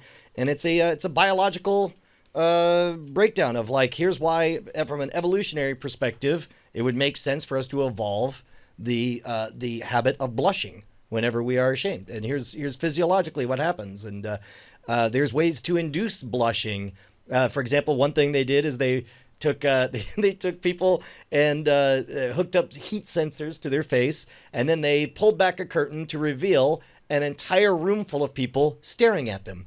And they just stared at them. They didn't do or say anything, but invariably, the result of suddenly discovering they're being stared at by that many people would induce the blush response. A lot of talk about the science of why we fall in love. If you enjoyed, the talk about oxytocin and whatnot, it's fascinating stuff. I'm really enjoying it. That is rad. I lose my helmet in traffic when I want to blush. Hey, let me ask you guys a question. No. Indiana Jones and the Temple of Doom. Did you guys see that in theaters? I did. Oh yeah. I saw all of them in theaters. All right, let me ask you this. Because in a world where, pre-internet, where, you didn't have a sense of what was coming, or you didn't get clips or anything aside from, a trailer that might come out that happens to screen during a movie that you go see before it, what was the level of WTF after you are so excited to see the sequel to Raiders of the Lost Ark? You're talking about the opening number? And for the first 3 minutes, it is a foreign language, dance routine that that is the in the place of where among the most rad opening introductions to a character went in the previous film, with Indiana Jones and Alfred Molina, making their way in to take the idol. What was that? I mean, because in rewatching it, I'm like, man, if I didn't know anything, I have a fondness for that scene, but it is totally an understanding who Indiana Jones is, and it's like, oh look, what a fun way to open up the second movie, and it is immediately followed by James Bond, Indiana Jones level amazingness with the Nurhaci negotiation.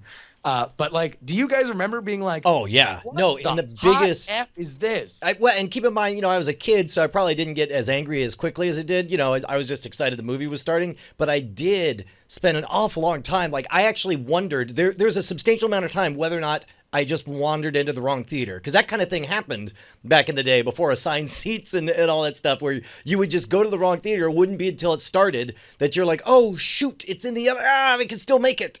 And I think I spent the entire opening thinking that was it. Man, I knew I was in the right theater. and I'm trying to remember what I remember about going to see that film. And one of the things that was vivid for me, I mean, like, I think that, like, at that point too, like, how many movies did I go see in theaters a year as a kid, back then? I think, I don't know, probably more than I realized, maybe 5 or 6 movies or so. It wasn't like, the number of movies I had conscious memory of going to see in theaters. Star Wars is my earliest memory. My earliest memory is going to see Star Wars in a theater. That is my most vivid early memory there is.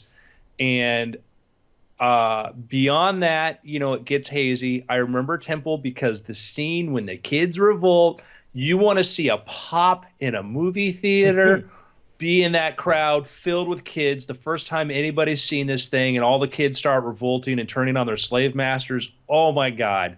That was huge. And at that point, like, this was the greatest, biggest movie ever. And we weren't going to see a pop like that till, I don't know, a year later, and a bunch of Ewoks on the forest moon of Endor decide to take on the Empire, and crying when one of them, is hurt. I mean, when you're a kid, like, oh, dude, holy cow. yeah, no, that deeply affected me seeing the dying Ewok before I understood. And if you go back and you look at the pacing of movies back, here's the difference between a movie and a television show.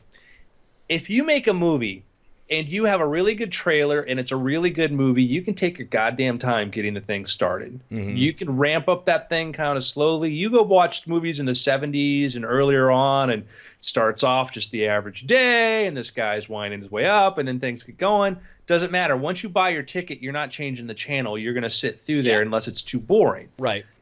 So you had a patience there for this. Now you kind of like, I write my books with the assumption, like, if I don't get them in that first page, and that's a luxury that, like, I mean, I don't have the luxury that, like, Stephen King or a name author has, where he can take 100 pages to get to somewhere, and so movies, TV, same thing. TV is, you got to hit that thing going, unless you're HBO or something, or like, oh yeah, if we don't show the numbers. Well, and again, television has changed so much. Were you not surprised by the dance sequence? No, I don't. I mean, like, I'm like, did the movie start? I don't know. Like, there's dancing and stuff, and like, all right. I mean, I just waited through previews of, who knows, Flight of the Navigator or whatever. I don't know what was the would have been the previews then. I just waited through some previews, some other stuff, and then, wouldn't have been Flight of the Navigator. That was years later. But anyhow, I mean, I'm just like, all right, let's see where this goes. Like, hey, Indiana Jones, yay! Because that is it's in such left field, and but then that scene afterward is just so good. It's so amazing, and for anybody, because that. I was shocked that people crapped on Back to the Future 2, or people thought Back to the Future 2 to be the weakest of the three. Are we in agreement that the general assumption is that Temple of Doom is the weakest? Yeah, and they're also totally wrong. It's probably the best because it's the most self-contained. It is the fact of just, I don't know, it just makes it so clear that Indiana Jones's life was full of so many self-contained, amazing adventures, and it's the only movie that keeps it just to that one. Everything else has callbacks and winks and nods and all that stuff. Whereas I loved it. I loved everything about it. Also, the very troubling moment in Temple of Doom when Harrison Ford or Indiana Jones and Willie Scott are doing their, like, will they, won't they kind of mating ritual. And before he gets attacked by the thuggy thug, his plan, or what he was coaxing her to do, was to come into his room so he could have sex with her in front of a sleeping child sidekick. I'm going to say that the number of people who have probably engaged in exactly that activity listening is fairly high. I know I definitely have engaged in various levels of relations near sleeping children. And I don't mean like sense, I don't even mean my kids. I mean, I just mean like that's a reality of being a teenager in love, is that you find yourself with rare opportunities to go for it. I mean, sure. He's not a teenager, though. And, like, it is definitely a level of stubbornness where it's like, hey, how stubborn are you to win this argument that, like, the sex needs to happen in my room in front of a child? And also, like, is it a dominance play for him? Like, no, you will have sex with me in front of this sleeping child. She wants to have sex with him in her room. Yeah, I don't know. I don't really have a strong opinion on it, but that's interesting. I'm No just time for saying love, that not Dr. all Jones. the horrors come from the colleague cult. Yeah. It's what I love about those movies is there's so many little layers to them, which is great. You go back and you watch that again, and then you watch, the joke like "Better luck next time, Lao Che," as he closes the airplane so door, good. and it's Lao Che's airplane. There's nothing funnier in that entire franchise than Indiana Jones, like just eating a shovel full of poop, like just failing at something, or like it is so awesome to watch him, just do these like plot or story like pratfalls. It's amazing. So that's my pick, Temple of Doom. Sweet. My pick is I'm working on a new magic book, and while I've been doing that, I've been taking photographs, which when AirDrop works on the iPhone, it's a miracle. And like it's fun because I've been able to like round trip to my iPad to do like touch ups and stuff. But I've been listening to, sort of half watching as I do this, the History Channel series, The Men Who Built America. Oh, nice. And it's really good, and so it's narration while it's actors playing scenes out. It's the story of just the titans and capitalists of people who've built stuff. If you ever kind of wanted to know, who was Vanderbilt, what did Andrew Carnegie do, and what was the connection, and Henry Ford, and everything going through there. I mean, it's just a really neat Rockefellers and all that tied in together. It's just a great sort of story as they cut between commentary from modern titans of industry, and you have people like Jack Welch, Donald Trump, Carly Fiorni, Mark Cuban, and others, Steve Wynn, and obviously a lot of their statements feel like they're kind of just sort of prepared observations, because I think these people are aware of, but I'm not confident that all of them are as deeply, versed in that history. But it's still a neat sort of thing to have them offer this commentary on modern day times, explaining what was going on. So, The Men Who Built America. Right on. And I guess we're done. It's been after. Good show, guys. Yeah. Figure show. Fantastic. All right, let me hit save. Yeah. Do you guys have any fun holiday stories? Anything fun happen? Flight cancellations. As a matter of fact, I actually need to, while I'm thinking about it, call Southwest Airlines. Okay. Oh yeah, so you didn't come out, right? No. Well, and it was already like just brutal the first time they canceled on me, and it's like, okay, well, let's get in the headspace where tomorrow will not be a fun day. I was going to come in the day before, and it was going to be a fun gig that I was making no money on, but it'll be good to see everyone and that stuff, And then it's like, okay, let's take out the fun part. Now it's just a non-paying, or a virtually non-paying gig that will not be fun, but at least I'll get to see these people. I got to get up crazy in the morning, and then getting up crazy in the morning, greeted by a big old fat email like, "Hey, just for fun, we canceled your other flight too. Sincerely, Southwest." And then it's like, and then it's like, you start looking at, I was looking at flights out of San Antonio flying into San Jose, so it's like an hour and a half drive over here to go fly to an hour drive, and then all of a sudden, almost certainly I would miss the whole first show. I might be able to make it there for my 10-minute appearance on the second show, and I reached out, and Robert was like, "Hey man, not that I don't appreciate the effort, but we genuinely have 8 world-class entertainers here. I'm pretty sure we can cover your 10-minute slot." And so it was a real bummer, though. I was really excited about doing it. That's really frustrating. And Yeah. so wait, why was it canceled? Oh, So the because first time was a real heavy thunderstorm. We had a pretty bad storm here. and the second time, Was the second time because of the weather? yeah, the tower flooded. The control tower I didn't know flooded, that. and they were emergency routing from Houston, and then and they were having to do visual landings and all that stuff. I mean, it's like, yeah, Jeez. no, flooding tore up some stuff, and then my guess is the second one was the leftover, just anything from gate capacity. Like we don't have a slot to put this flight, we got to cancel one. Oh, it's rough. There is a serious ripple effect. Yeah. To